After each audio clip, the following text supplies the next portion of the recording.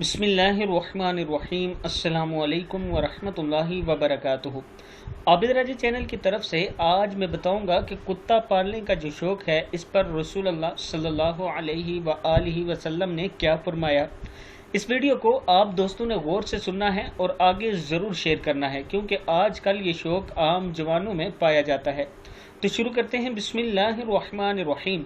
रसूल अल्लाह सल्लल्लाहु अलैहि वआलिहि वसल्लम ने फरमाया, जिसने ऐसा कुत्ता पाला जो ना मवेशी की हिफाजत के लिए है और ना शिकार करने के लिए, तो रोज़ाना इसकी नेकियों में से 2 क़िरात की कमी होती रहती है। सही बुखारी सही मुस्लिम दोनों में मौजूद है।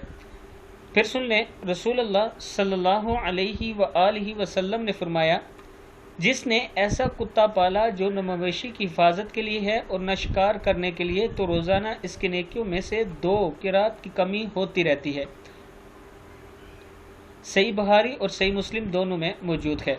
तो दोस्तों, ये जो शौक़ है आजकल बहुत पाया जाता है, तो इससे आपने बचना है। अब रसूल अल्लाह सल्लल्लाहु अलैहि वआलिहि वसल्लम का फरमान आप तक पहुंच चुका है, अब इससे आपने बचना है। इस वीडियो को भी आप दोस्तों ने आगे ज़रूर शेयर करना है।